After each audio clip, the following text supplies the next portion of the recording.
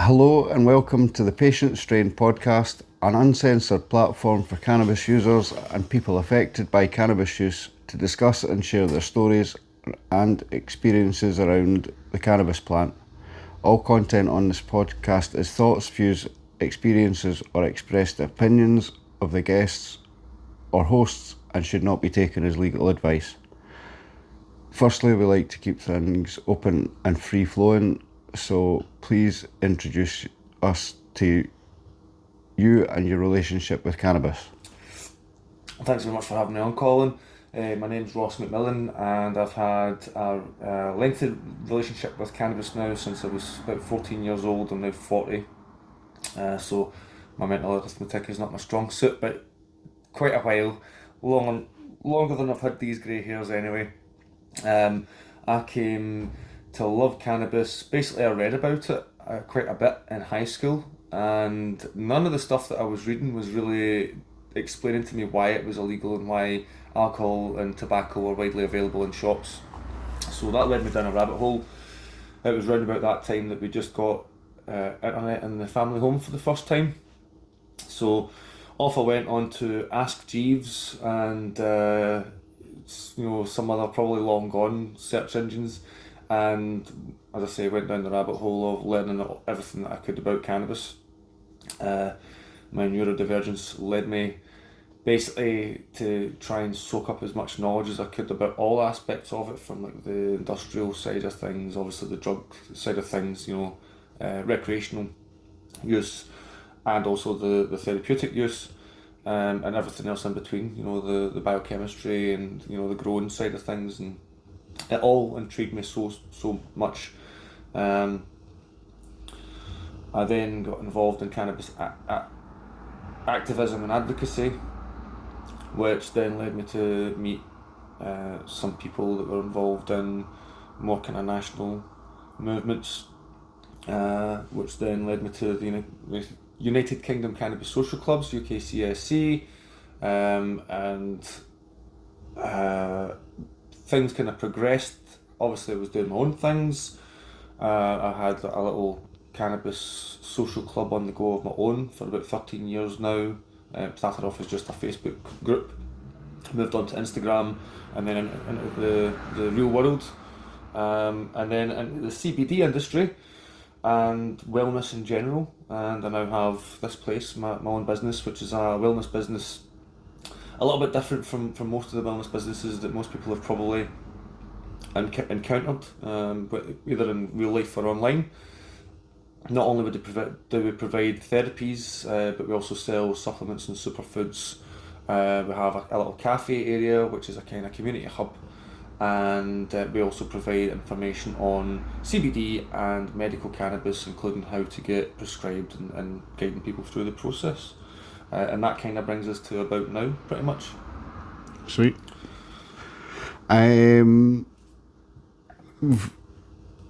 Prompts wise here, I've got a few things down.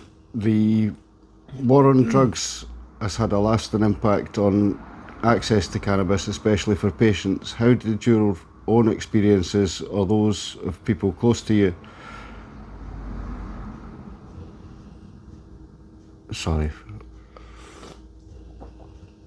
affect people and their wellness? I mean, for me personally, I can speak very, at length about my own personal experiences. As I said already before, I've had a relationship with cannabis since I was about 14, read about it a lot before I ever tried it. And I'm currently in the process of being tested for autism and ADHD. I'm close to a diagnosis. But at the time, I had no inkling that I may have even, had the potential to have been neurodivergent or had anything up with me at all. But the first time that I smoked cannabis, not that that's how I would recommend doing it, I was in a three-sheeter joint with plenty of tobacco, a Richmond Super King, and despite the potential toxic effects of the other stuff that was in there, the effect that it had on me was one of immediate comfort in my own skin. I felt comfortable in my own body for the first time in a long time. That was profound, as you would imagine it would be anyway. And so I had it off very immediately. You know, I developed an immediate relationship with cannabis. Some would say an almost too close a relationship with cannabis. I don't know. I personally relate to this story quite a lot What myself. some people would call in the industry a Humphrey Bogart. So, yes, I was a bit in the greedy side sometimes, and some of my cannabis use was a little bit problematic, shall we say.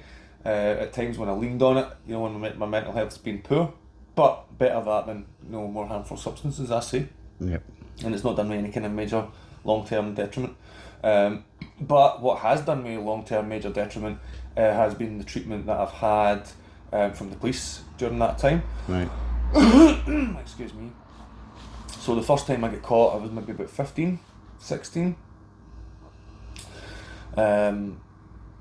Luckily, they couldn't really pin it on any of us because none of us were admitting it, who it was. And then the next time I get caught, it was definitely me.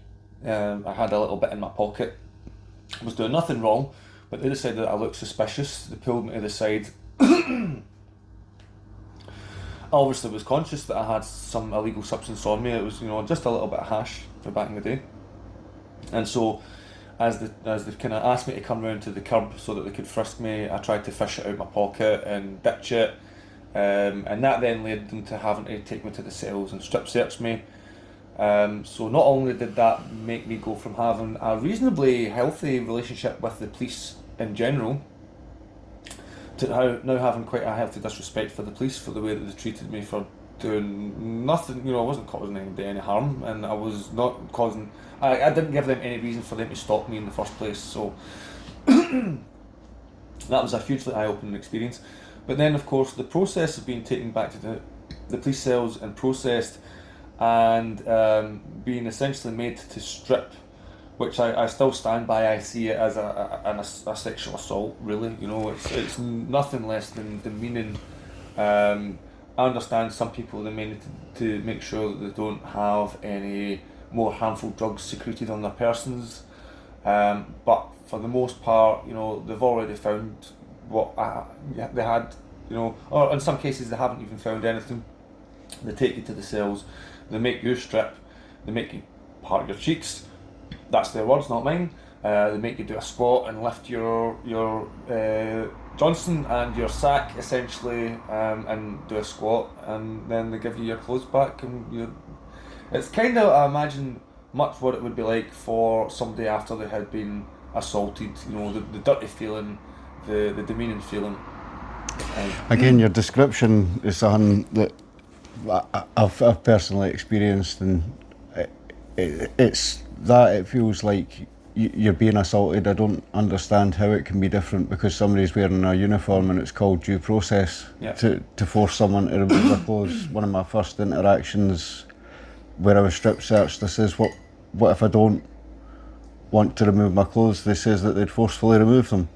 So, like, to have to consent under duress of not wanting to be forcefully stripped by grown adults in positions of power is some process that, again, nobody should really have to go through that, you know, and especially not somebody who's now a legally prescribed cannabis patient.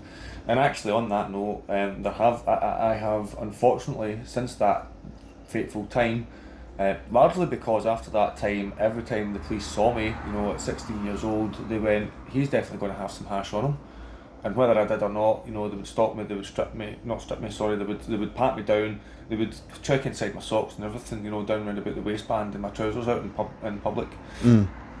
So again, carrying on what I felt like was an assault, and, you know, whether it was sexual in nature or not, the places that they're going and, you know, the treatment and some of the things that they said. A humiliation ritual was the other thing that I wanted to say, because very much so. So, but I actually ended up getting taken to the cells and strip searched so much that I got to the point where, with the last occasion, they told me, you know, drop your trousers, do this, do that. I told them right at the offset, listen, I'm not going to assist you in what I see as an assault, a sexual assault on my person. If you want to strip me, if you want me naked, you're essentially going to have to take my clothes off. I'm not going to resist. I made that clear before I went into my little monologue, but I was like, I'm not going to resist, but I'm also not going to assist you in what I see as an assault on my person. If you want to strip me naked by force, you go ahead. I'm not going to put up a fight, but I'm also not going to help you out in any way. So I lifted my feet, you know, so that they could take my clothes off. And actually, when it came to the point where they would normally say, you know, take your boxers off, squat, part your cheeks, blah blah blah, the guys reached out, pulled the waist band of my boxers down just past my belly, and then pulled it straight back up again and let me get dressed. So they felt that degraded and demeaned by having to do that to me.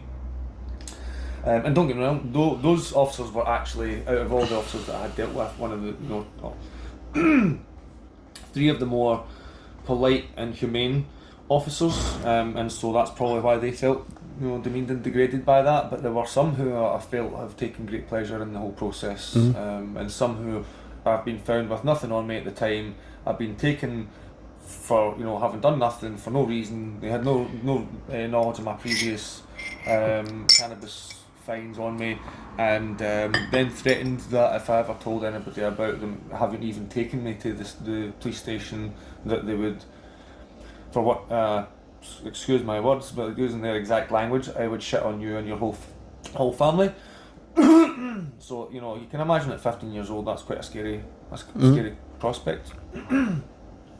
So yeah, gave me a healthy fear for the police. Left me with potentially a bit of PTSD and some depression and anxiety just about wandering the streets, you know, even just going to work or to school or, you know, wherever it is that I've had to go, to my granny's.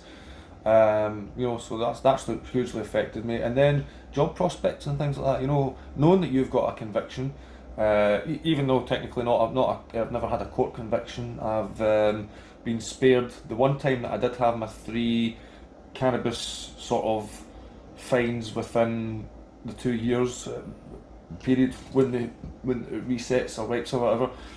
They had sent me for what they call prosecution diversion, which was that instead of me going to court and getting an actual court conviction, they said go to a social work group every second week for 6 sessions or so, something like that. And I was among people who really did need to be there, don't get me wrong, you know. There was education on, you know, drugs, on drink driving, and, you know, just dangerous driving in general, on STDs and pregnancy, and a lot of these guys had no knowledge of any of this stuff, and all the questions I was just like, yeah, you know, answering it, just to try to participate and make it as interesting as possible for myself, you know.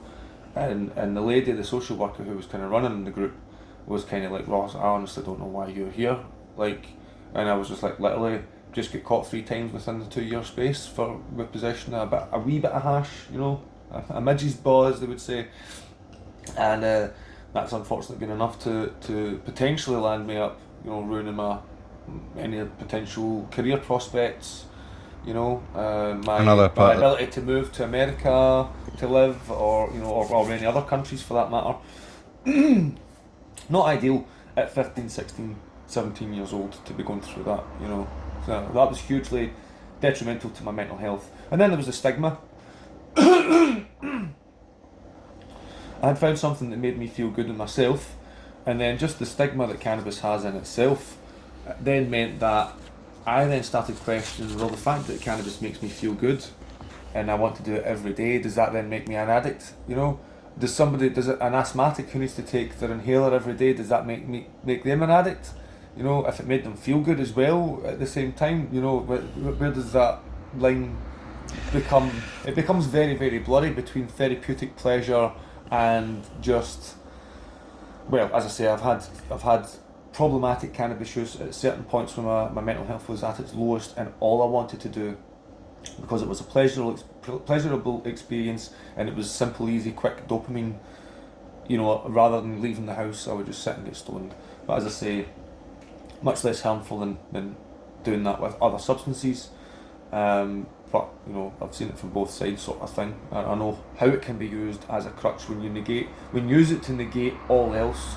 You know, when you don't want to face any other discomfort, anything can become an addiction. You know, anything that feels good. We all know that gambling, you know, there's no chemical mechanism there where a puggy, you know, a one-armed bandit or a roulette machine or whatever, somehow addicts you.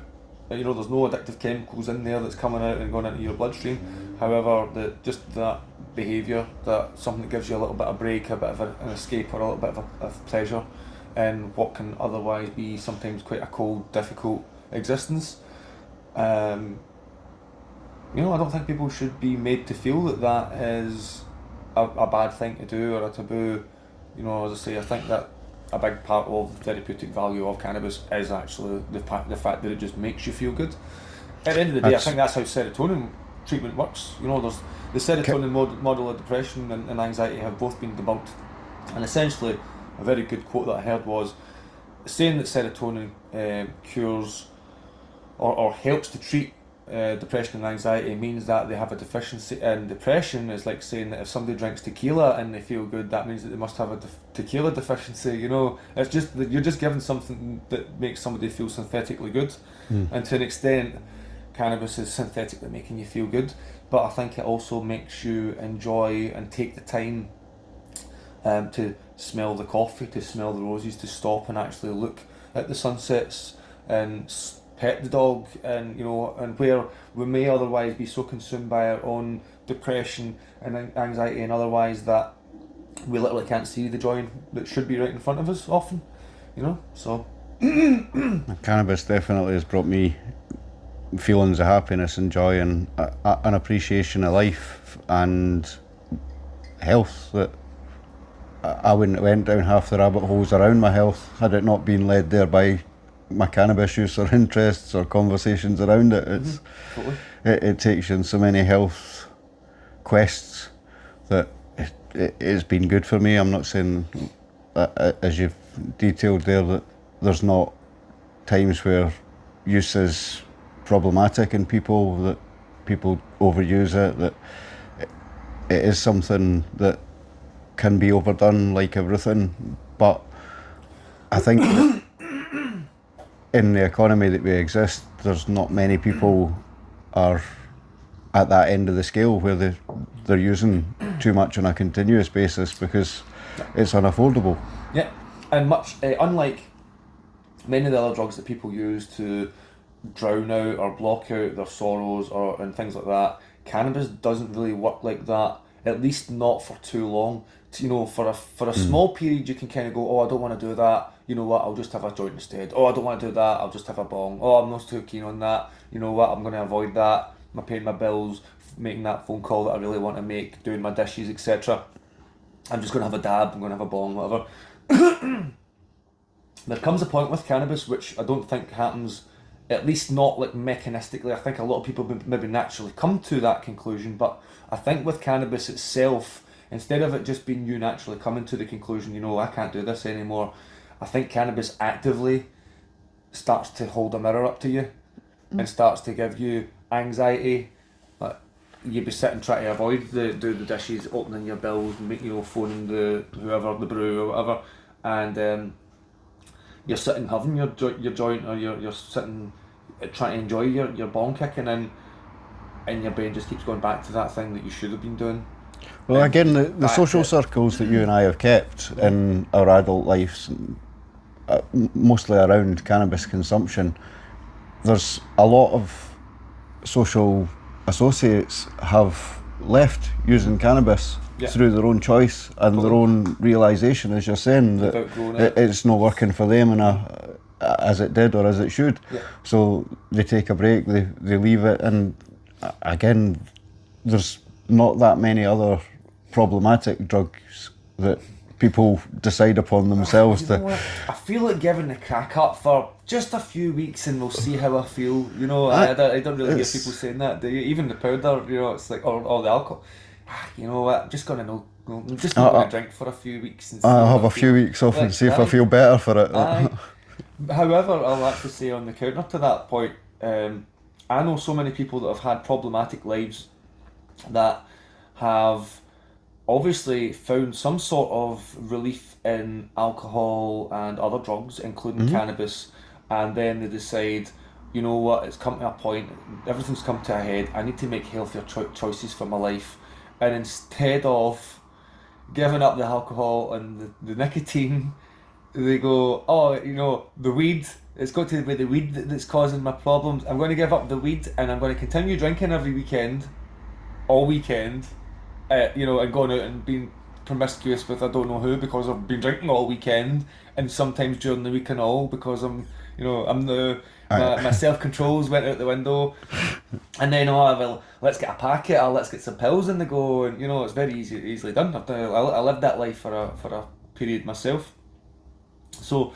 As I say, I know many people that have, or even ones that have went, I've given up everything. I've went for the clean life and that, and then when the bad habits start creeping back in again, instead of them going to this bad habit of, oh, let's get a wee 20 bag or a wee half Q, let's get some spliffs or some bombs this weekend. It's like, all right, let's throw caution to the wind and let's get a few bottles of vodka and let's get some madness on the go. They do it completely the wrong way, and I put that completely down to the stigma. Again, not all life choices are good life choices, and as you're alluding there, the social acceptability of the choices around alcohol and cannabis are not in line with necessarily the health consequences of it, because I've not seen many people using alcohol on a routine basis that finds it massively beneficial. There is some people I don't know anybody with a therapeutic alcohol use that seems to be doing better rather than doing worse. Aye, but there is some people, functional drinkers, people that have a drink on occasion and things, that can do it and have fun and and keep it to that. But as you say, like people who are doing it on a more regular basis, like for instance the way that we might medicate with cannabis, like I don't know anybody who's doing that and holding. Daily consumption of alcohol isn't the same as daily consumption of cannabis. There is like a glass of wine, endocannabinoid argument as well, where it's been a part of human existence outside of this years of cannabis prohibition, and it's likely the cause of a lot of the illnesses and ailments of modern society is a endocannabinoid deficiency. So there is some people, I believe in my own case, that is why I benefit and gravitate to cannabis, is that it's good for me. I've lived a long time healthy with anecdotal evidence that that's my proof. But but I mean, your body, what's working and what's not. Well, you didn't go to the doctors because the doctor thinks that you're feeling rubbish. You know what I mean? You go to the doctors because you think you're feeling rubbish. You don't walk into the doctors and they go, oh, the first thing the doctor will say is, tell me what's the matter, so you are the first point of protocol, you're the first source of mine. Aye, self-reporting is the only foreign that we have here. Aye. On that point then, access to medical cannabis, it's a relatively new thing, and it's something I've went down that road myself for legal reasons and things. I know yourself as well. What's your experience around medical cannabis? What do you feel on it? So as I say, being an activist for at least 13 years, I've been running LandCanCom, and I would call myself an activist probably long before that as well. Sorry, I think we met on that point a long time ago. That was pretty much what brought us together in the first place. Yep. Yeah. Sorry, you're going to need to jog my memory. That the Volvape is kicking my ass right now. The medical cannabis. What's your thoughts on or around medical cannabis, and how do you feel that it's working or not for you? Oh, it was the getting prescribed thing, wasn't it? Right. Sorry. Aye. So the medical access to medical cannabis is becoming better. It is becoming simpler. It is as an activist, I'm still not happy that the access is free and easy for all adults. At the end of the day, if we're allowed to walk into a shop and buy alcohol or tobacco or bleach or any other number of toxic chemicals that we could quite easily kill ourselves by drinking, I don't see why we can't, as adults, decide for ourselves that I want to go and smoke a joint, or I want to go and vape a THC distillate cart, or buy a gram of shatter or whatever. We can go to the garden centre and buy 100 different poisonous plants. That's exactly and take it them home, grow them, and hand them in the police station. Totally. All legally. Walk down the street waving them about, belladonna, mandrake, you name it, all sorts of, all manner of toxic plants, but this safe plant that helps people, we're still prohibited from growing it or from possessing it in its raw form without a prescription, and even then we're still very, very limited and we're not allowed to grow our own. And until that point, I will continue to still advocate and be an activist, because I think that anybody of sound body and mind over, we can argue about ages, but we'll say at least 18 anyway, should be able to medicate and eat or set fire to and inhale the vapours from whichever plants they see fit, whether it's going to harm them or not. And especially now that there is proven efficacy for a multitude of different medical conditions for it, and on top of that, just feeling good and being less harmful than alcohol and tobacco. And why shouldn't humans be able to experiment with their psyche? If we don't have freedom over our own minds, we don't have any freedom at all, basically. So, yeah. I agreed on them. Yeah, the prescription process, it is becoming easier. It is simple and straightforward, but you do still have to have a condition, and at the end of the day, it shouldn't be up to a doctor who's never met you or anything, to say, well, this condition qualifies or this doesn't, or you don't feel bad enough to be able to use this medicine. It is something that really is my current biggest pain with the medical cannabis, because it was originally the quality of the flowers, but that's drastically improved in the time that I've been accessing medical cannabis. Slowly creeping towards the better side of things. It is still not perfect, it's still no beaten street. The street. black market still's not perfect either. There's guff out there, and there's good stuff out there, and in any market, especially a free market, then there should be varying qualities and prices and stuff like that, and eventually the market should sort itself out. As a few people have been saying, this 4C Lab stuff is going to shake the market up because it's so good. People are just going to want all that, want to be buying that and not want to spend the extra £2-3 or more for stuff that's not coming correct with the terpenes or the bag appeal, which a lot of people are coming for the black market are used to nice sugar coated nugged with some aesthetic appeal. Yep. And we're getting a bit of brown, dry, sometimes get a bit of smell to it.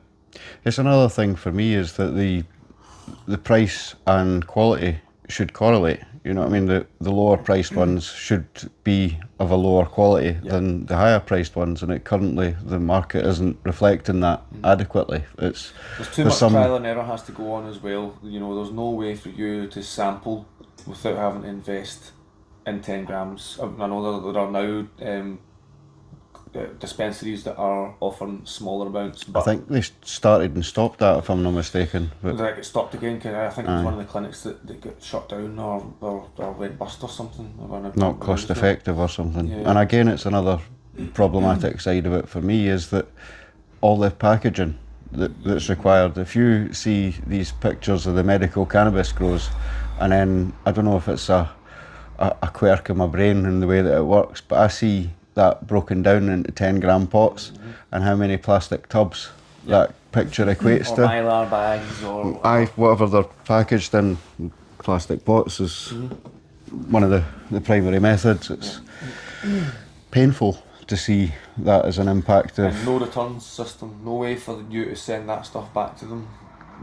They say even if your prescription expires and you no longer want to be a cannabis patient, they won't even take the medicine back. You have to take it to your local pharmacy, but there's no way for you to recycle those tubs back to that clinic, and I don't think any other pharmacy is going to reuse them, having known that there's been cannabis in them. So essentially, it's just all going to landfill.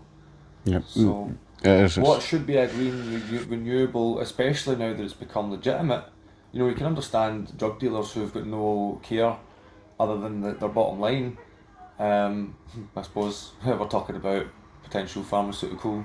Well, even in that respect, it's a byproduct of the medical cannabis industry is the fibrous product of cannabis, and surely they could be making hemp plastics, hemp fibers, better quality or what is the gold standard for the cannabis industry so far? For anybody who's actually a connoisseur and knows their stuff, what do we all use? It's glass. It's all glass. So, me personally, I know the logistics would be tough, but It's been brought by a courier anyway. All you do is you set it up like back in the day when you used to get your milk delivered in the glass bottles. There isn't And you an sit issue there. with dispensing multiple other pharmaceutical products in glass containers. Yeah, and if you need to be given a PIN, which with Curaleaf now gets dropped off by DPD, and for them to be able to release the medicine, they need to collect the correct PIN and put it into their little handheld device. Otherwise, they can't give it out, or they'll be the ones that get done for losing controlled substances. So, if they need to be giving it to somebody who has the PIN, that at that point of contact, then that should be the point where it's like, well, there you go, sir. There are my empty milk jugs or slash snap top Kilner jars, or whoever ends up getting the contract for that one. There are my empties. Thank you for my new batch. It's not rocket science. There should be a return container within next month's prescription that you can send back your empties. And it just needs to be like a dishwasher, wee squishy nozzle machine thing that. I think a lot of the problem is that the product isn't made or packaged in the United Kingdom, and their supply chain would mean that we've got to send it back to an address in the United Kingdom, that's then got to send it off to an address in Germany, that's then got to send it off to a place in Portugal, which is another problem to me, that cannabis, the resin glands, the resin heads are a valuable part of the medication, and they're all getting for it to be bashed about in a pot while it travels that journey, or in that kind of overly dry state that it all has to be because of the EU regulations on dryness for medical products. It's a conundrum, and it's none of it's ideal. I mean, the fact that we can't, and I'm saying this with a caveat. Obviously, there are companies who have set up in the UK. They have even set up grows. As far as I heard, somebody got some UK grown flower finally in the last 6 months. I've got some of the Glass Farm stuff there. Yeah, It's that UK was Glass House or Glass Farm. Glass Farms. That's UK grown supposedly, and again, I hope it is. But it's like so. I mean, I know that there was the one down in the Borders, was it? And then they were having problems, even though they got set up, and they grew the product. Trying to get it into the market, even after they had grown it, was an absolute nightmare. Hilltop Leaf, I think that was. That's the one. Yes, that's thank you. You're like a wee encyclopedia. It's brilliant. It's like that old joke, between me and my brother, we know everything. Tell me this obscure fact. I don't know that one. Ask my brother that. But so whatever. The bits that I don't know, you'll fill in the gaps, and vice versa. But yes, they had so much trouble once they had actually grown the product, and then it was sitting gone to bunk because they couldn't get it into any of the pharmacies. So it's like they're making it prohibitive, cost-wise, the licensing. Before you can even apply for the licensing, having to prove that you've got the land and the security, and even for just growing hemp, it's a logistical nightmare. Yep. So it's understandable how a lot of people who even do, or they think that they've got the funds and set out and start off the process, end up actually running out of money before the finish line, and end up all that money is just gone to waste. And there must be so many projects like that that just nosedived at the last minute because they've run out of steam, and because they've took so much investment, nobody else is willing to give them any more money. So as a patient, it's like it's a private license to possess cannabis that we're buying. That's what we're finding in practice. There's terms and conditions, like it's a driving license. Yeah. And it's crazy to me, because if I spent the money that I spent on last month's prescription abroad in Thailand, I could come back with my annual prescriptions worth for a single entry, but I can't understand where to start for the process of importing it. I very much doubt that I would be allowed to personally import cannabis bought in Thailand to the United Kingdom for my personal consumption. Yeah. It's really crazy when, if you work with the licenses for international cannabis dealing, which these pharmaceutical companies are now operating, you can jet set the world, making deals, arranging for tons of cannabis to move around the world. Totally, yeah. To profit from people like ourselves. Even better, if you've got friends in high places and you grease the right palms, you can even get a research license even though you're not a university, and then grow a load of cannabis, and then make a load of products, and then start to export those products under that same said research only license, and then get the Tory party to give you a retrospective export license. You know, it's great to have those friends in high places in the Labour Party and the Tory party, and also to be having the police come and give you lots of confiscated cannabis to test your stuff on, even though those same said people who that cannabis came from were punished, you know, thoroughly by the law.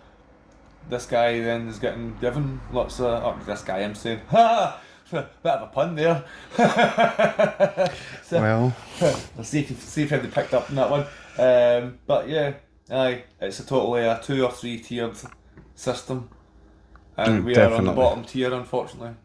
Seems that way, that access to cannabis is still too harshly restricted. Another one for me, the one having to have 2 prior therapies offered Yes. by the NHS as a prerequisite to qualification Yep. for to get a cannabis prescription.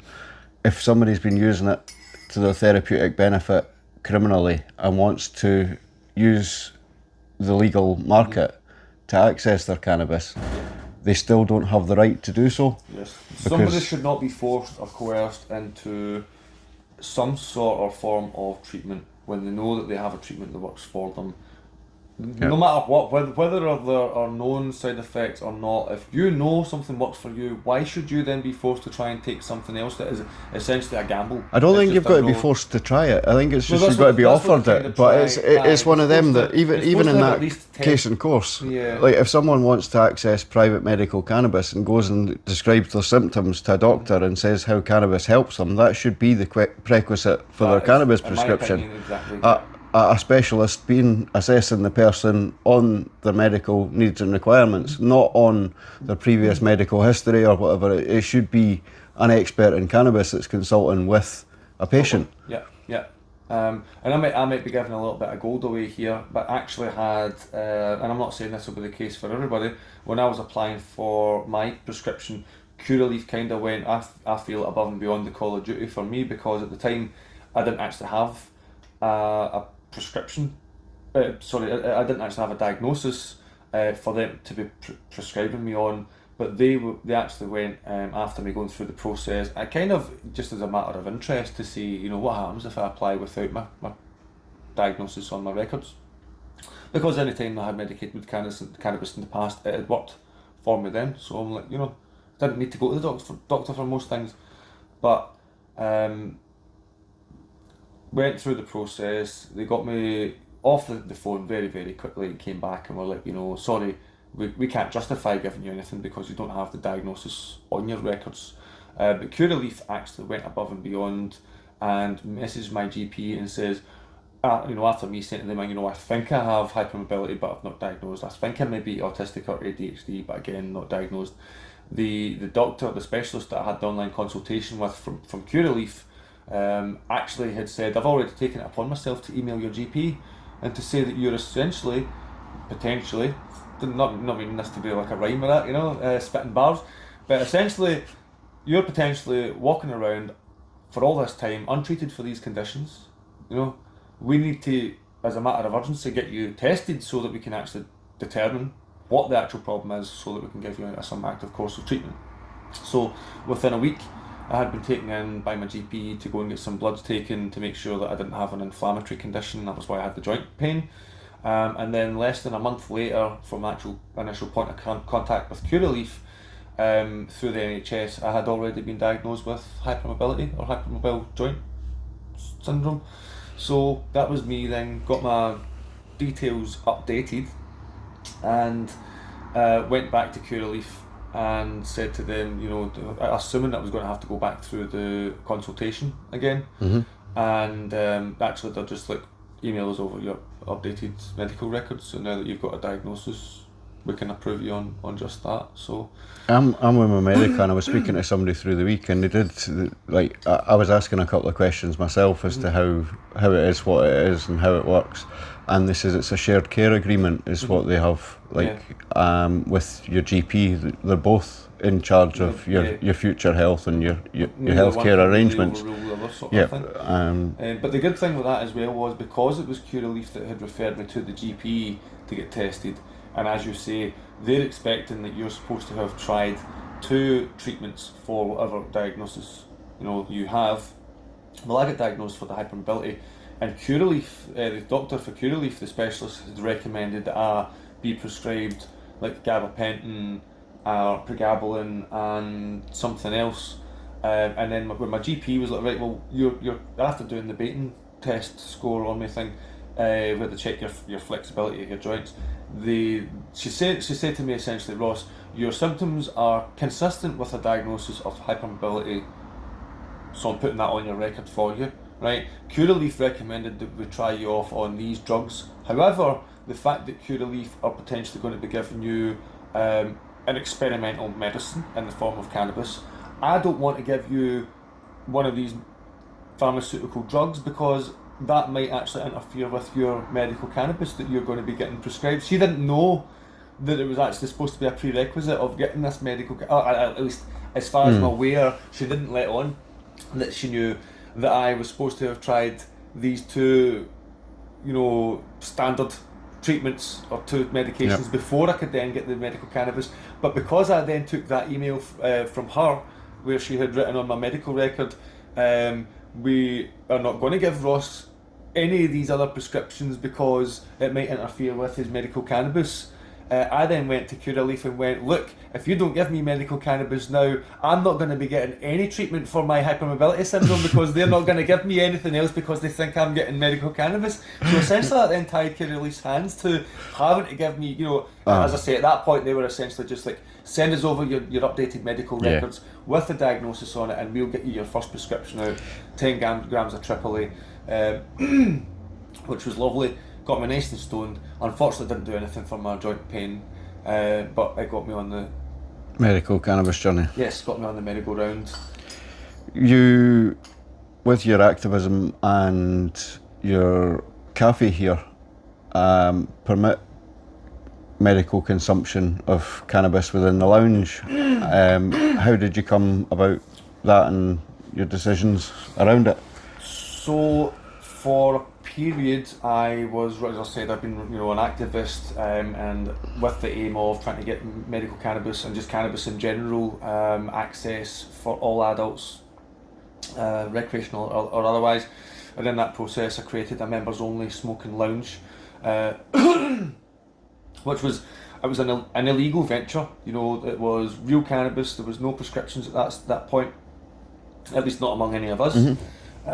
We would have like a bar with jars, essentially just like an Amsterdam coffee shop or a cannabis excuse me, a little frog in my throat there, the cacao and the dams and stuff, kind of like a cannabis social club in Barcelona type idea, where it was all for the members, by the members, all the money that was made, nobody was jumping about in BMWs or with fancy clothes.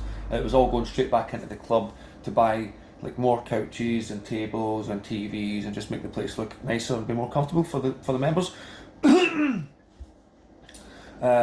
Without giving too much away, essentially the legal venture, the wellness cafe, therapy room and supplements and superfoods shop kind of actually ended up doing better in terms of more people were coming. I felt it was helping more people. Although it was certainly helping a small group of people having the smokers lounge. It was too convenient for many people to just basically sit and get their weed delivered or whatever, and a lot of people weren't coming to the actual lounge once it was up and running, and it was like the same small group of people. And although that was great and that helped a lot of them, sometimes even they wouldn't turn up, if there was something on. And I would be sitting there having essentially wasted my whole evening to sit in a place on myself, on my own, and be paying rent on this place. And so when the lease for that place ended, I had the choice of, well, I could try and find somewhere else, but also having been in the process then at that point of getting my own prescription, I thought, well, why have the secret illegal speakeasy, smokers lounge, when what I could do is not have that and have just a cafe, wellness space with the supplements and CBD and all that kind of stuff as well in the therapy room. But because this is now a legal prescribed medication, although we obviously can't be in here smoking because of the smoking ban, and it's a shop and trading standards, or whoever could walk in here at any time. People can come in here and they can vaporise. They can use their medical vaporizer. If they don't have a vaporizer, or if their vaporizer's out of battery, or they've left it at home or whatever, or if they have an interest in a particular vaporizer like a Volcano, a Mighty, a Venti, or now these ball vapes or inline vapes, they at least now have a place where they can come and they can get a try before you buy. We don't sell the vaporizers themselves, but if you have a prescription and you want to come along and try out our selection of vaporizers with your own medicine, you're more than welcome to pop in here and essentially try out all the vaporizers that we have in-house, sort of thing. A wee opportunity there if any of the UK vape suppliers want to hook them up with a plug for marketing or anything. Stores and Bickle have already been very, very generous to us, as have Dynavape and a couple of other private vaporization companies who have sent us Dynavapes and Arisers, not for us to sell, but for us literally just for free, for us to let other people try, other patients, for them to test. Because I mean, if you had to try, if you went, oh well, I think I would like an Ariser, and then you spend £200 odd, and then you go, I don't really like that. Maybe a Volcano would be better, and then you spend another 350. That's or definitely. Maybe the Volcano's not for me. Maybe I'll try the Dynavape. Well, there's another £70 or something like that. You know what? The Dynavape's not quite the one either. I'll go and I'll spend £200-300 on a ball vapor. Like that, there's £1,000 away just for you try to find the vaporizer that's for you. So yeah, it's a huge. It's not been made anywhere near being made use of to its capacity yet. We get a handful of people in a month that come in for this side of things. As I say, we do a wide different selection of different things that help people with different medical issues. This is only one very small aspect of what we do. Big part of my life, but only a small aspect of this business. But it is a huge resource for anybody that wants to come in and try stuff, or if you don't have a prescription and you don't have any idea, I don't know how I'm supposed to consume this stuff or how to apply for it or any of that stuff. I need a complete, imagine I have just landed on planet Earth. How would you describe to me how about medical cannabis? And I can literally sit them down and do exactly that. This is it from start to finish, and I can show them how. The great thing with the ball vapes are they're very sort of modular, industrial. You can see all the moving parts, not moving parts, but you can see all the working parts. So whereas the Volcano's all encased, the Riser's all encased, etc. That you can kind of see, well, it's a heat coil and there's some thermal mass, whether it be beads or ceramic bowl or whatever. It gives them an idea of, right, this is what's actually going on, and this is how it's heating the medicine and not burning it, and this is how you get small amounts or nice flavours, or this is how you get large amounts quickly. And having tried the ball vape, it is much more visual because you can see it in the chamber as you're consuming. Is another thing that as well. Some of them do come with stainless steel adapters. Yep. But I very much wanted to get the glass for that reason. You can see when it's done. Yep. No, it was quite cool. Aye. I enjoyed that. Yes. So. It's just new to me myself as well, but very much enjoying it. What are the other health things that you offer from the cafe here? Because we're at the Entourage Effect, you've let us have the space in place, so I think it's only fair that you give yourself a wee personal plug if you didn't mind. I don't like boasting too much and toot my own trumpet, but this is my baby, so I'm very proud of it. I, through my activism, got into the CBD side of things. Helped another couple of people build CBD businesses and become quite successful. I myself didn't become quite so successful at that particular time, although I amassed a great deal of knowledge, both about CBD in general, but also about running businesses. because I essentially was running like the whole front end of the businesses, other than like ordering stock and paying the rent. I was doing everything. So without me risking any capital of my own, I managed to garner a great deal of experience, which a lot of people would have done for free, you know, in some cases. The business experience was worth more than the shadowing people and investment. things like that. Yeah, so got a couple of years experience in doing all that, and saw that, you know, it wasn't just theory. It was all practical, and I saw the proof in the pudding that, you know, the money that they were taking home, and the fancy cars they were driving. So try not to be too bitter about getting minimum wage and seeing them driving off in Mercedes and stuff like that. But as I say, I took it as, well, this was a great deal of experience, and one day I'm going to have my own CBD business. Back to working in call centres again, which I had kind of vowed that I was never going to do. And while there, stumbled across this therapy called kinetic chain release therapy. I was interested in chiropractic and things like that. I've always been a big believer that illness and you know, things like that are all cause and effect. Nothing's sheer chance. There may be, you know, luck and genetic factors to things, but they're just risk factors, and at the end of the day there's got to be some larger mechanism, even if it's not something we're immediately aware of. And now a big part of that is a big part of what we do in helping people manage like their emotions and you know, past traumas and things like that. But I basically learned about this kinetic chain release therapy by getting a tester treatment, which turns out, because I had a bit of joint pain from the hypermobility that I suffered from and things like that, but I was walking about like with a bit of a limp, sometimes like tripping over my own feet, and thought in my head, I must be just being silly, but it really feels like I've got one leg shorter than the other, or longer than the other, depending on how you're looking at it. I'd be walking along completely flat ground, and I would stumble over my own feet, and I would stop, and I'd be like testing the ground, you know, was that a rough bit in the carpet? And it was just me. And I got this taster treatment, so it wasn't even the full body treatment that I got from like the ankle, the knee wiggled, and an elbow rubbed in my bum cheek.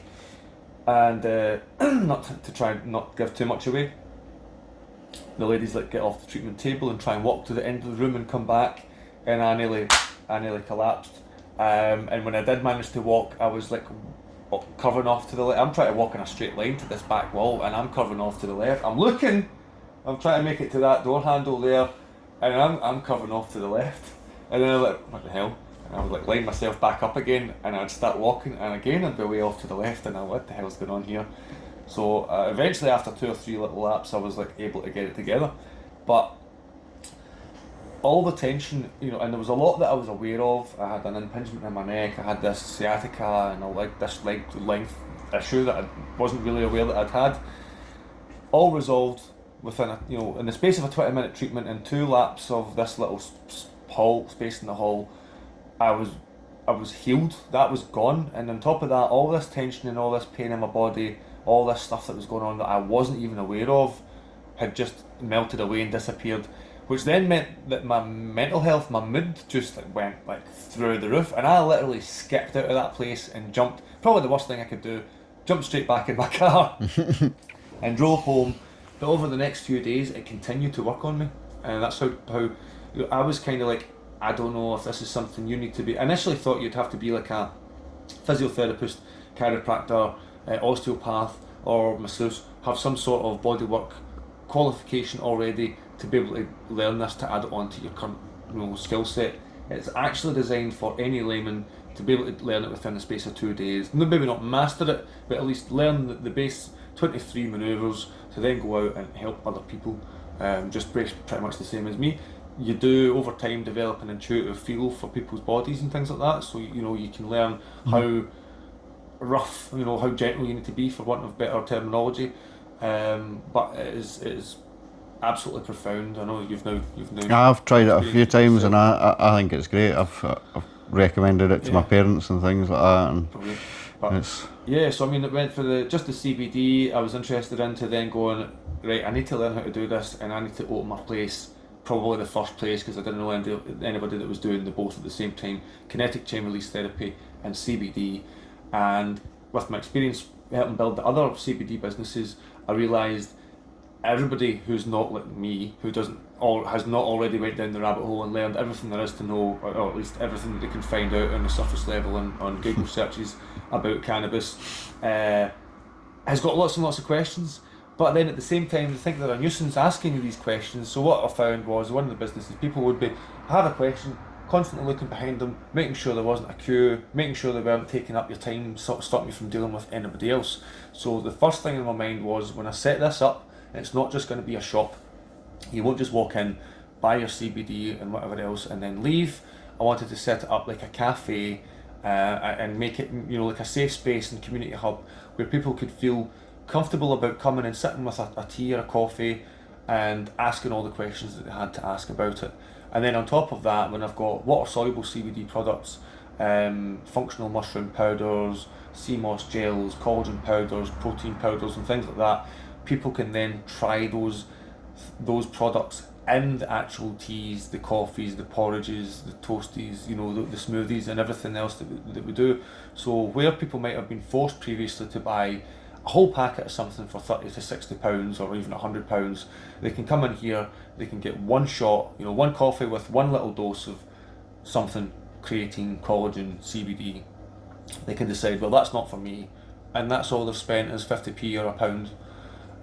Or even if they just decide, I want to try all these things, but I don't necessarily want to spend hundreds of pounds to have the functional mushrooms, the collagen, the creatine, the CBD, the hemp, everything all in my cupboards, where I don't want to be taking them every day anyway. One day I could go to the Entourage Effect and I could have my coffee with some CBD in it.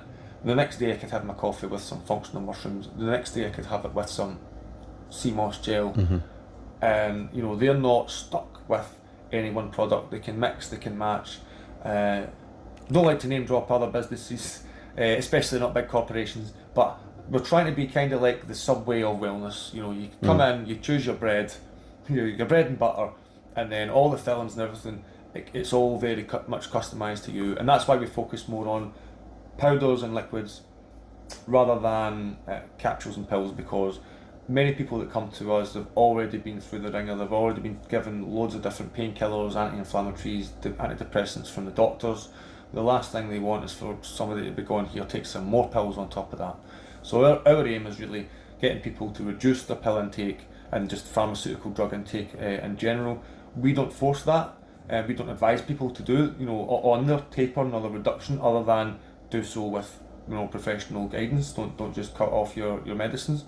But just as a natural byproduct of people coming here, about being heard, and getting therapies and supplements and superfoods that reduce their anxiety, help them sleep better, and then help them their digestive systems work better.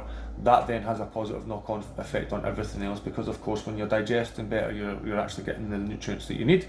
When you're sleeping better, that's when your body's using those nutrients to actually repair the day-to-day wear and tear, which in many people, because they're walking about in a low-level fight or flight mode, even when they go to sleep at night, they're not going into a proper deep, restful, reparative sleep.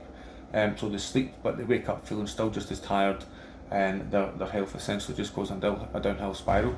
They come here, they get the kinetic chain release therapy, they'll get some CBD, maybe some magnesium, and they'll go home and they'll have the best sleep they've had in years. This is pretty much universally what people report. And then they feel better, both from the therapies and from the better sleep, and from having been heard by people. On top of that, with it being a cafe, if somebody comes in with a condition that we've not got, we can't speak personally on, and with CBD, even if we have personal experience, we are limited as to what we're allowed to say. As you know, we can't say CBD can help to treat, cure, diagnose any specific illness. Our customers are not necessarily bound by the same restrictions. By that same restriction, yeah. So if we've got somebody in here with fibromyalgia, and somebody comes in and I'm like, well, I'm sorry, I can't speak directly about that from my own experience. However, I have many clients and customers who come in and they use this and they use that. That sounds all very good, right? But that could be a load of sales pitch. Whereas when I say, well, I hope you don't mind me bringing you into this conversation over here, but you've got fibromyalgia, don't you? What have you found that's helped you? Now, I won't even guide them, have you found this product helpful? I'll just say, what have you found that's been good for you and what's been rubbish? They then spark up a conversation. They then feel not only heard, but not alone in their symptoms. Somebody else has not only just heard and understood, but actually knows firsthand what they're going through, and they've also given them a little bit of light at the end of the tunnel. So it's multifold, multifactorial, how the place, builds this community of people that are all helping each other with advice. And obviously the side of stuff that we do directly and actively, like the stuff we sell and the supplements, the therapies that we provide, but passively just by providing this space and setting it up and trying to provide an environment that will essentially nurture that kind of sharing and community. It is something that I have found myself, like my personal experience is that it's a wellness centre, an educational hub, and like you're saying, a community place. You've got meetings around the medical cannabis that you do, that you're putting on things, trying to wellness book clubs and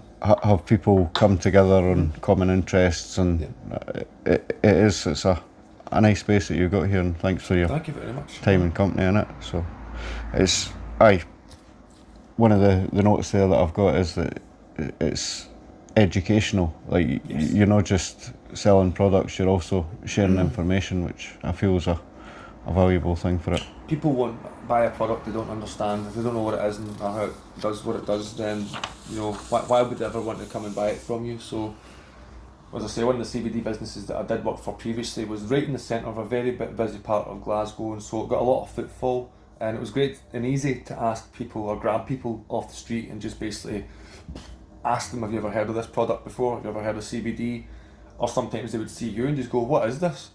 And so that was an opportunity to educate, but that was essentially the full job, because at that time, 2015, 2016, nobody had heard of CBD until 2016, the American road trip program, where some stars from like British soaps and things like that went to California and Colorado and went and got stoned and tried edibles and things like that, and also CBD, and then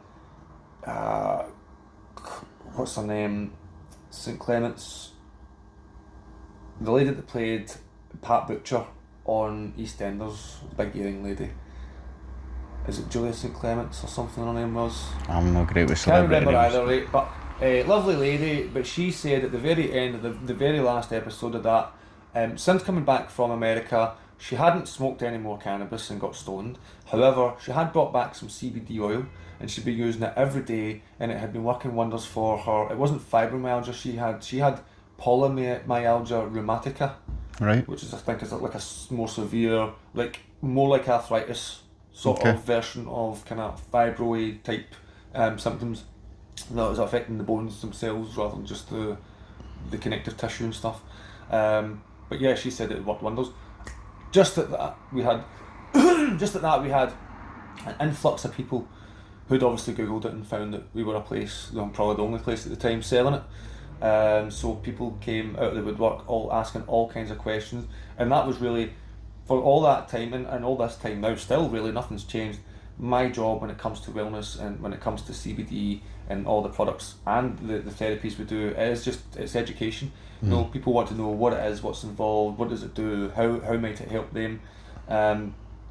You can tell people till the cows come home, as my granny would have said, how good your CBD is. I've got the best CBD, but what does that mean? What actually does good CBD do? What does it look like? What does it smell like? And what should I feel? And so that is the job of any good CBD salesman or wellness educator. At the end of the day, it's educating people on the concepts, and this bit kind of brings me to my 6 pillars of wellness. What is wellness? As I mentioned the book club a minute ago, I've got a little wellness book club which started off because I had read books like The Art of Happiness and The Power of Now, and then I had picked up some of these books a second time and read them through and realised that I was seeing things, either noticing things or just understanding things the second read through that I totally missed the first read through. So part of the idea behind the book club is getting people in to all share their different takes On a certain book. Nice. on those certain books. But one thing that came up when we were talking about happiness was some people thought that happiness was something that was dead frivolous and selfish. And it became clear that in the West we definitely have this misattribution. We have definitions of words that are not the same as those definitions in other places. For instance, happiness. When I'm sure she'll know she won't mind me mentioning her first name. Donna said, "I feel like that's dead selfish and frivolous to be happy, for that to be a goal, happiness." And I was like, right, maybe a closer word that we would use, or that we find more palatable, would be fulfillment. We don't want to be searching for happiness, and that is actually part of the first part of the book. That happiness is actually explaining happiness is not the feeling you get when you sniff a big fucking rock star line of cocaine, or when you just shot your load. So I hope this is Nice. an uncensored. If not, Where's feel that? free to bleep this out. But shot your load over 3 groupies, or whatever. You've just pulled a burnout in your Lamborghini through Las Vegas Strip. Whatever, like big Conor McGregor style. That's what happiness. That's what all these young guys are kind of Aspiring thinking is to. going to bring them fulfillment. At the end of the day, that's not fulfillment. That's short-term, chemical, superficial pleasure. And that's where she was getting confused. Was happiness isn't that. Yeah. Happiness is when you have, and you can go take this too far as well. But when you forgo your own wants to go and help somebody else. Well, this is my last five. I could really be doing with going and buying myself something unhealthy and frivolous with this. However, there's a homeless guy in the street with little or nothing. There we go. There's a fiver, big man. I'd rather you didn't spend it on heroin or whatever. But you know what? See if you do, that's up to you. It's your fiver now. Have a good night. Whatever. You're going to walk home with a fiver later, right? But your soul's going to be a lot lighter as well. At the end of the day, it's not about gathering material possessions. It's about the good that you can do and the mark you can leave in the world, and fulfillment. And so that's my 6 pillars. Breath, nutrition, movement, and rest, which are sort of antithesis to each other. And then connection, and that's not only connection to other humans, connection to animals, connection to the universe. Taking psychedelics, you'll know all about that. The feeling that you get, the feeling of connectedness to every other atom almost in the universe. Everyone and everything. Yeah, and then there's fulfillment, and that fulfillment can come from both doing things for other people, or it can be doing fulfilling things that are just like your hobbies and your own personal little interests, climbing your own personal mountain. Because a lot of us do, and that's what I was kind of getting to with it. You can take these things too far sometimes as well. Is a lot of us think that we need to justify our existence by doing everything for other people, and kind of forgetting to take care of ourselves, and forgetting to love ourselves, and forgetting. So that's a big part of what we do as well, is trying to get people to balance between the movement and the rest side of things, but also the connection to other people, but also you doing fulfilling things for you, and not just you try to seek fulfillment through just giving yourself to everybody else all the time. Because although there is honour definitely in doing things for others and charity and all that kind of stuff, you can certainly become people pleasing to a fault, and at the Respect for yourself is something. Yes. You need You respect need to love for yourself yourself. as you love everybody else. Yeah, You can't aye. pour from an empty cup. Or the analogy I just read recently on Facebook was you can't keep boiling an empty kettle. Because if you keep pouring from an empty cup, eventually nothing happens. There's just nothing else to come out. But if you keep boiling an empty kettle, eventually you're going to break the kettle, and you might even burn the house down. So I thought that's a closer analogy to use. Aye, that's a better and more accurate analogy, I would say, as to life, especially these days. So, looking at the broader picture of cannabis prohibition, what do you think needs to change in the law to provide better access to medical cannabis for those who need it most? How do you personally navigate the frustrations of seeing so many patients struggle with inadequate access? So what was the start of that last sentence there? Because I was deep in thought for the first part. What was the first part of that last sentence? How do you personally navigate the frustration of seeing so many patients struggle with inadequate access? Because you in the cafe here, my personal experience of being here is that some people come in and they want you to be a cannabis hub that's selling cannabis to them or dispensing medical cannabis, and the processes don't facilitate you helping as many people as you could from a place like this. Yes. What changes do you think need to happen in regards to the law and medical cannabis access to better provide for everyone? So as stated before, I do think that all adults should have free and easy access to cannabis. Now I will caveat that again though, because you kind of brushed on when you said medical side of things there. Now while I do want to give wellness advice and CBD and other sort of therapeutic and wellness products, including cannabis and CBD, I do believe that when people are using it for a medical use, because I'm not necessarily, I'm definitely not qualified to diagnose or treat any specific medical conditions. Either at the point before it becomes a diagnosable medical condition, I like to intervene at that point. Better to prevent rather than cure, or at the point where, and I would rather this didn't happen, but unfortunately it's just a fact of life, and it's just part of the reality that we live in. But the people who have already been through the ringer, who have been through the NHS, who've been through whatever other treatments are available out there, and they've been told there's nothing else we can do for you, or we think it's all in your head, or we don't believe this is a thing, which unfortunately in many cases, especially for women, that is the case over and over again, that the doctors think that, especially when their first 2 or 3 lines of treatment don't work. I'll always say this to people that come in here: when the only tool you have is a hammer, every job starts to look like a nail. Every problem starts to look like a nail. And so when you go in and you've got back pain, or you've got sciatica or whatever, they go, without even scanning you, they use their magic doctor or x-ray vision, and they say, you must have a slip disc. There's nothing really they can do about that until it gets bad enough that we need to perform surgery to micro dissect it. So here's a load of morphine. Here's a small course of diazepam to stop with the muscle spasms.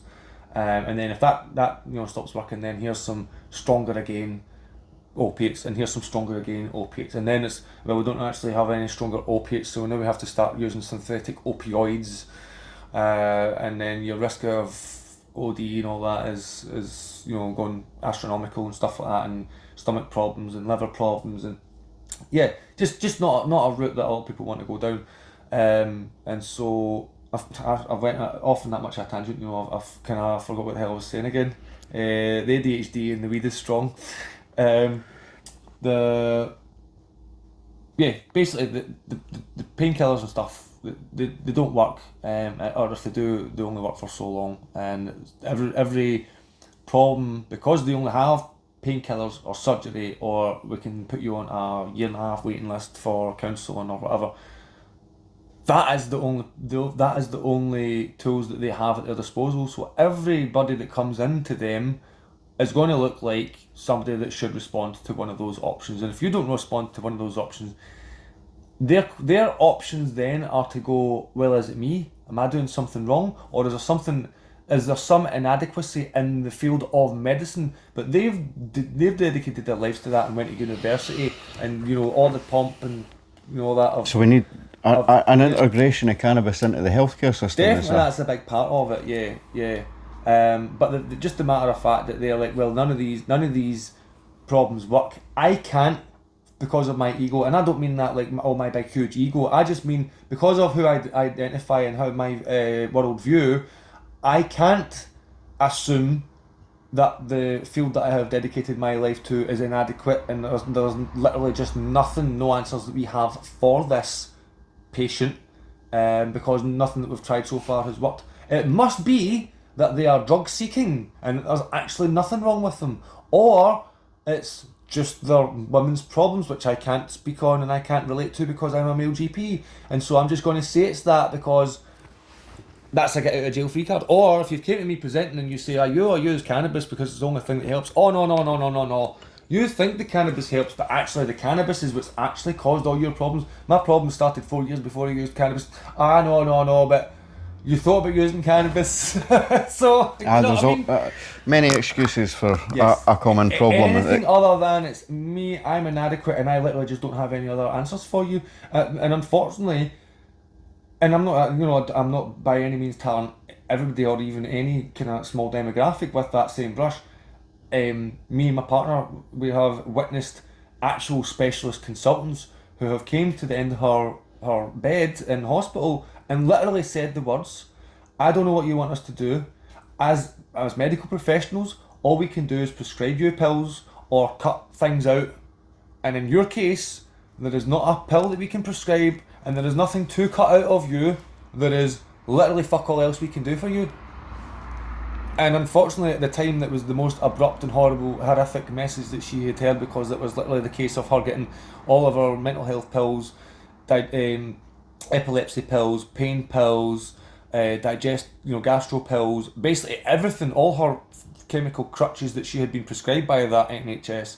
They were like, now we've discovered that the heart condition that we were telling you to breathe away and it was just anxiety is actually a heart condition.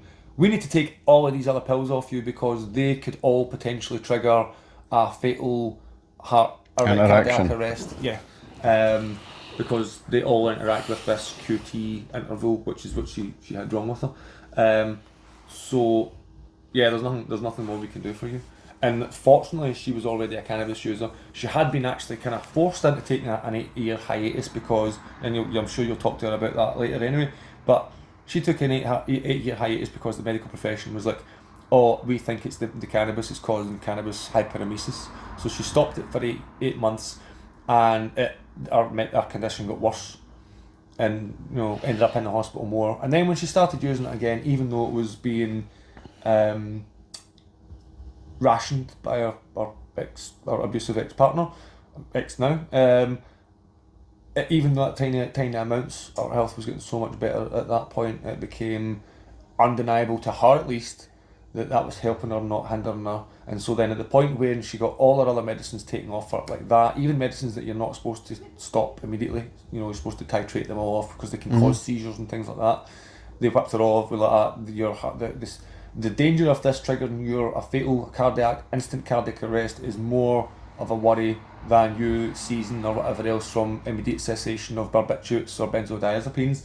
So they just whipped everything straight off her. Luckily, she had the cannabis to fall back on, and it was the best thing that ever happened to her, because that then led to her going getting the prescription. She was also getting donated full extract cannabis oil, Rick Simpson oil, as many people will know it as, better. And she was taking a 0.5 gram in the morning, a 0.5 gram in the evening, working on reducing her, working on her past traumas and reducing her nervous system activation, which then allowed her to sleep better, to absorb nutrients better, and everything else to start to fix itself. But yeah, very much so, psychological issues exacerbating it. And then the psychological issues of the hospitals not believing you, exacerbating it even more, and then the hospitals making you stop taking the one medicine that's actually working for you, exacerbating it even more. So for the hospitals to essentially step back themselves and be like, listen, there's nothing more we can do for you, was at the time a huge anxiety and huge shock, but in the long term was the best thing that happened to her, because it led her to using only cannabis and only kinetic chain release therapy, and natural remedies, nutritional mostly. So what advice would you give to those fighting the same fight as you, whether it's through activism or in entrepreneurship, in helping shift public perception and improve cannabis access for people living with chronic illnesses and other conditions? I would say don't give up. Certainly don't feel any shame. Be loud and proud. You don't necessarily need to be a nuisance to be, loud and proud and being a nuisance. They're not necessarily going hand in hand. Although at the same time, there's absolutely nothing wrong with being a nuisance to a few people, and I don't mean like go out your way to be a nuisance to those specific people. But you just living your life is invariably going to rub some people up the wrong way. You could just be walking down the street with a smile on your face, and because you've got a happy look, and they've had a bad day, that's enough for them to say fucking dick, or vice versa. You could be walking down the street with a door look in your face, and they could be like, cheer up, goth, or it might never happen, or whatever. But yes, certainly don't ever stop, don't give up. Don't be afraid to rub a few people up the wrong way, although that's not necessarily the plan. Always be courteous. That doesn't mean that you should take abuse from anybody in the street. And if anything, actually, if people come up with a little bit of a bee in their bonnet or a little bit of stick up their ass and they're asking you questions, rather than getting pissed off and biting back at them, try and turn that into an opportunity for them to learn. And obviously, they're never going to learn if you're telling them, fuck you, this is my legally prescribed, you know. Say, excuse me, sir, I understand why you might think that, but actually, cannabis has been legally prescribed since 2018, and this actually gives me a quality of life back that I never had prior. When I was on all sorts of drugs that did this and that and the next thing, you know, and they might actually go, you know, my daughter or my niece or whatever is on that same medicine and it gives her terrible whatever. Before you know it, you've struck up a little bit of humanity and a bit of connection. Choose your words as well as your battles. That's it, exactly. And everybody, although they might seem like they're coming to you aggressively, it's not usually from a place of badness. People generally don't want to be bad. They're just defensive, and if they're defensive, really at the end of the day, if somebody's defensive of something, that's really a good thing. You know, if somebody's trying to defend somebody, a vulnerable person, defend an idea or a principle, that's an honourable thing. And so rather than you biting back and then turning it into a war, if you recognise the goodness in that and then try and get round those defences rather than bombard them, you know, try and coax your way in with a wee Trojan horse of kindness, you know, and it'll soften them up, then that usually works 10 times better than going in guns blazing and trying to beat them into submission with facts and con them in a date. Aye. Which I've done many a time before, believe me. Lessons learned in life. But I take it out, be loud about it, be proud about it, use it, if not on like public transport and in buildings, at least right outside the public buildings, you know, right outside in the bus stops, let people know that you are legally prescribed, talk about it often, frequently and loudly, and with anybody that you meet, and normalise it first and foremost.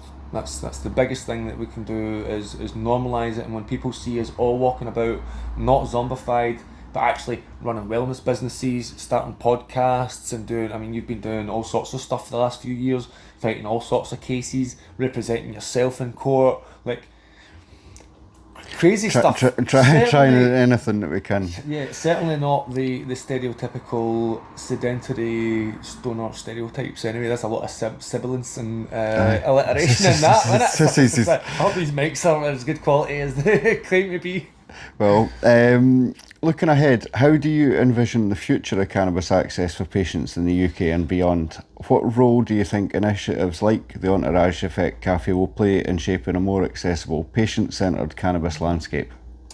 So this answers this question and kind of also answers a little bit of the previous question a bit more as well, because we looked into a little bit of the laws, and actually when the laws changed in 2018, if you read very carefully through those laws, there are already provisions in place. It's almost as if they're like, we're not going to do it right now, we're just going to make it legal for the medical side of things and the prescribing, but there are provisions in there for on-site dispensation already in the actual legislation. So although it's not actually happening in practice, there are provisions in there for it, and it looks like there are also provisions in very vaguely worded ways in terms that look like essentially it's going to be legalised for recreational use, and that is like almost guaranteed by going by the wording of this legislation.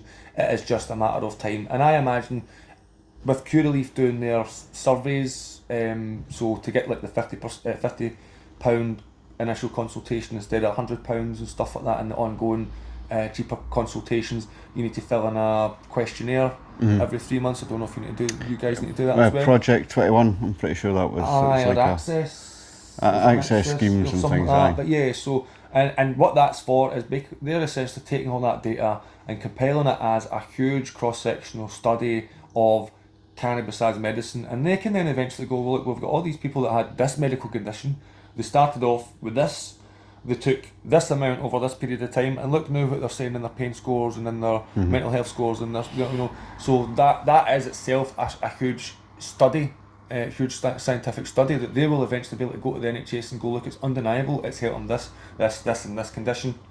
And once that is sort of proven, they can't really go, well, we know that you've been prescribed this. We know that a doctor has said that you definitely qualify and you definitely need this, and it's definitely been safe, and you've been trialed on it because they've been giving you it for that amount of time.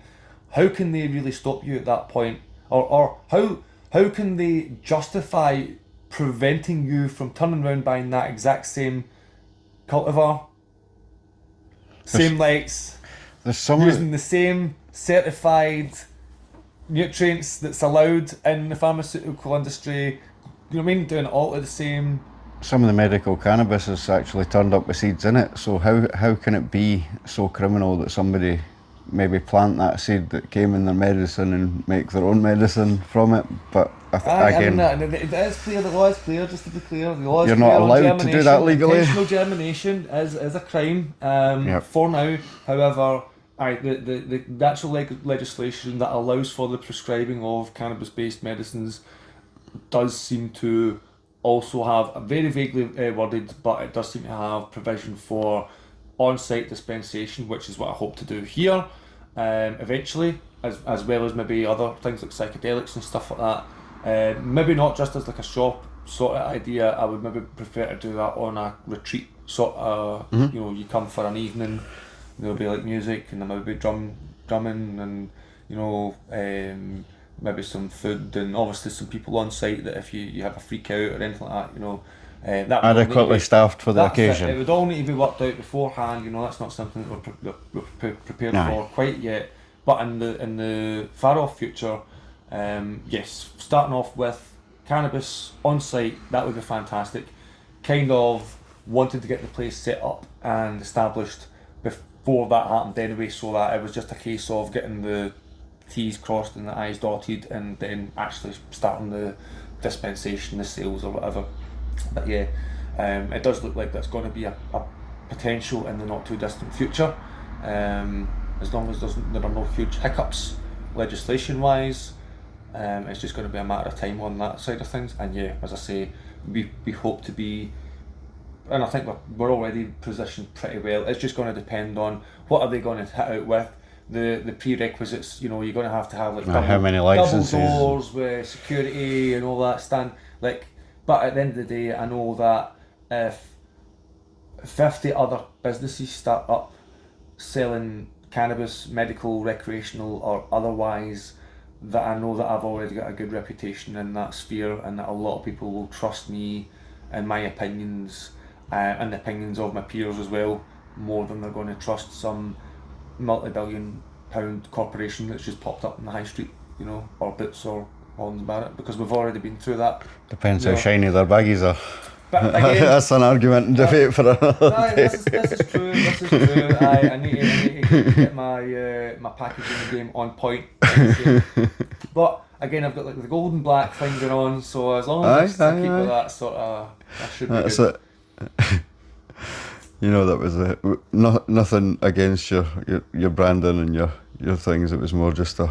I know. People tend to gravitate towards certainly. You need to make sure you've got spangly catchy, because they're all magpies, aren't they? They're all sheep and magpies. And that doesn't apply to you if it doesn't apply to you, but if the shoe fits, fucking strap it up, you know. Aye.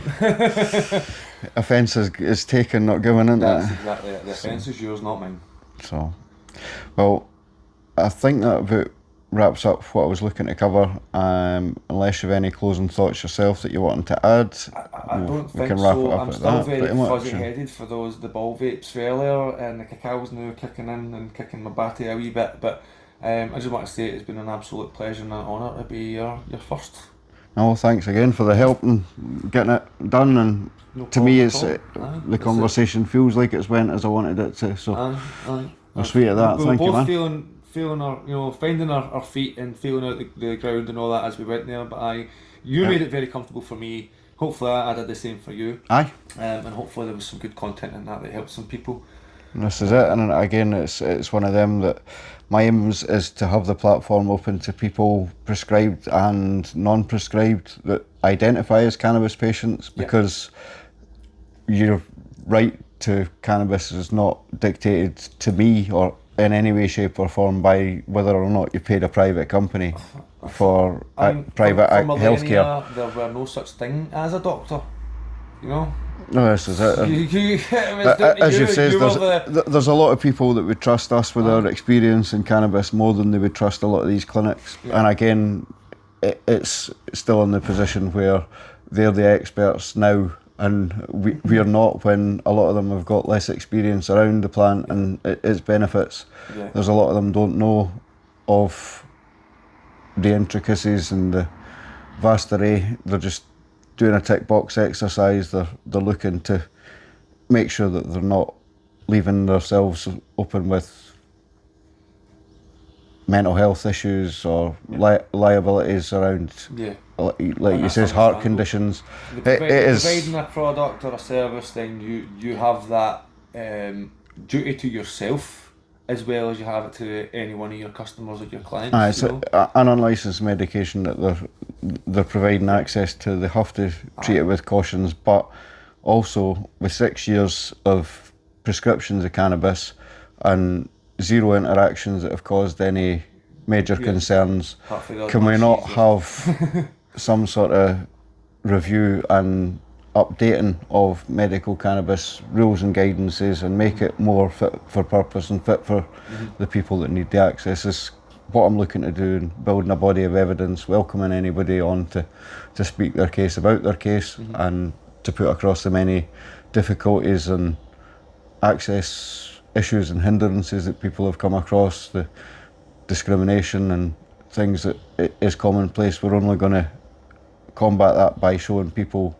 for who they are and what they do and the benefits that cannabis has had to us all. Yeah, totally. So I thank you for being the first one to step up and stand up and say your piece, and I hope you feel a benefit from it. I feel lighter for getting that all off my chest. So thanks, man. Thanks for coaxing it out of me. No bother. Cheers. No worries at all.